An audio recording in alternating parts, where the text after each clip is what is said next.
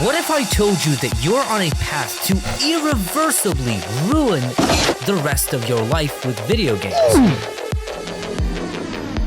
Sounds pretty fucking horrible, doesn't it? Well, as it turns out, a lot of us are doing the exact thing. We are, in essence, speedrunning our lives with video games, which is pretty ironic considering the definition of speedrunning. And I know what you're thinking, how do I know that this guy isn't full of shit? Well... You've probably heard the term video game addiction already. If you haven't, well, it's actually a legit thing, and World Health Organization calls it gaming disorder, characterized by impaired control over gaming, increasing priority given to gaming over other activities to the extent that gaming takes precedence over other interests and daily activities, and continuation or escalation of gaming despite the occurrence of negative consequences. This is my spiffing Brit impression, by the way. Essentially, it's an addiction, a mental health condition. Okay, but how many people can possibly be suffering from this thing? I mean, it can't be that many, right? Wait, there are more than 60 million people who are chronically addicted to video games? Holy Rocket League! Apparently this game is the most addictive one because it has the so-called social simulation. What the fuck?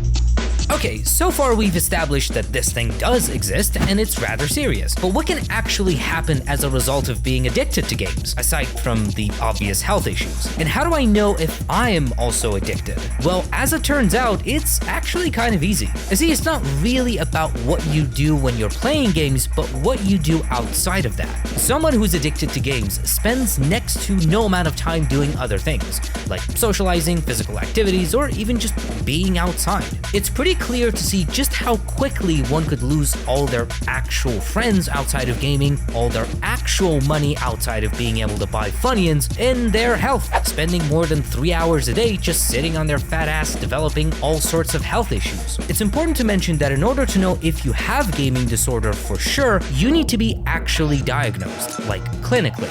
But a quick way to tell would be to ask yourself the following questions. 1. How many hours a week do you play video games? 2.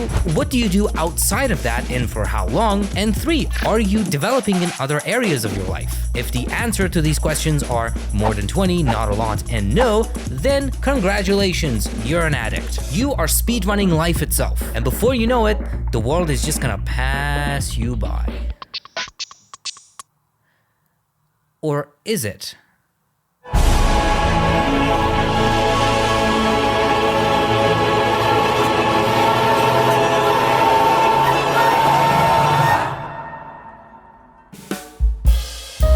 If it seems that you don't even enjoy playing as much as you used to anymore, chances are you're doing it wrong. Because while it's true that we're deeply biased because we think games these days are just not as good as they used to be, we have tendencies that we should control in order to really enjoy games like before. But let's get this out of the way. Video games in the past were not better than the ones released today. There is a simple reason for that. It's called selection bias and, well, nostalgia. In this case, your judgment is skewed by the fact that you only pick certain games you played in the past that you enjoyed and describe them as the gold standard. You ignore all the bad games you played because your brain doesn't put as much emphasis on the games that weren't enjoyable to you. If you have fond memories playing a game in the past, it's likely you were just happier in that period of time, which is kind of strange to think about. I mean, think about your childhood for a second. A lot of things seemed more enjoyable, especially video games, but these days, not so much for some reason.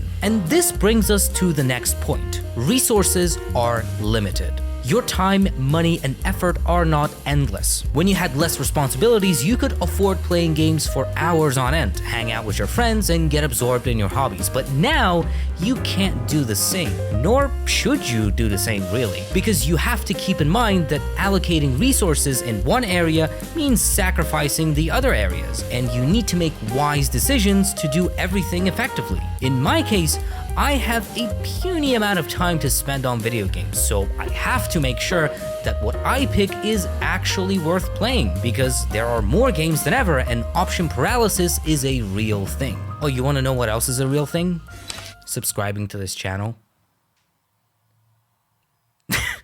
That was fucking bad. I'm sorry.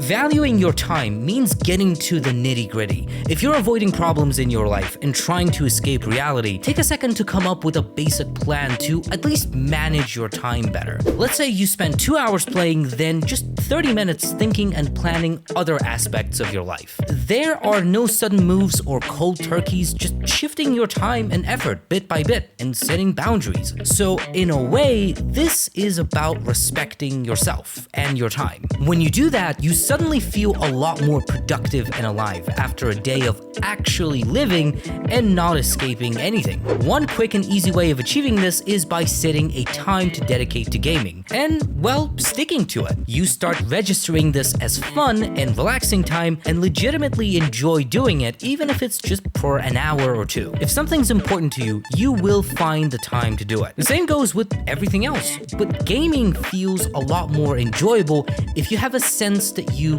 earned it somehow. Paradoxically, not playing games actually helps you appreciate them even more because you create a sense of scarcity that makes you reflect. You can kind of think of it as a modified rule of opposites. You need to break your usual tendencies. Less is actually more. Being meticulous with your selection process also helps a bunch. I mean, no one likes wasting their time on a piece of shit game. Just remember to stop worrying about what other people are playing. I call this the fear of gaming out. When you're playing something you enjoy, but then you see other people, especially streamers, playing something else, and it kind of makes you feel bad about your choice. But you shouldn't. You are not missing out on anything. It's just a bunch of pixels on a display. Stop freaking out. When you do pick up a game for the first time, let it grow on you. The first few minutes or hours might just be slow, but if your selection process is careful, you will rarely be disappointed. Give it a chance to surpass your expectations. But that's not to say that you should finish a game you completely dislike. Just remember that you picked it for good reasons and give it an honest,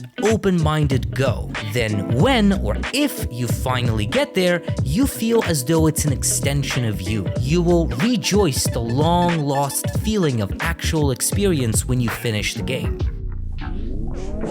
We seem to be going faster and faster each passing day, and our content truly reflects that, whether it's games, videos, music, or movies. But we do need to allow ourselves to slow down and just take it all in. Fast-paced games, 50 TikTok videos in a row, and rave music can all be hella fun, don't get me wrong, but if that's all you consume, then you're chasing a feeling you will only have temporarily. This can also be fixed if you just randomize every once in a while, adding variety and trying something you've never tried before. And I don't mean just reluctantly wasting a few minutes making up 100 reasons why you hate something, I mean really giving it a go. And this is cliche as fuck, but you will never know if you don't try. In my experience, I get tired of this repetition really fast, and it makes me enjoy things way less. Every now and then, I step away from story-driven, heavy narrative games, which is something I usually like, and start playing other stuff. Then I come back to the games I normally play when I see something cool and I'm ready. The philosophy I developed over the years is that I am always looking for good experiences, and you can find this in the most unexpected places. Same thing goes with gaming, and hell, I might even end this video on a bad note, but if this philosophy takes you to the realization that you should stop playing video games altogether,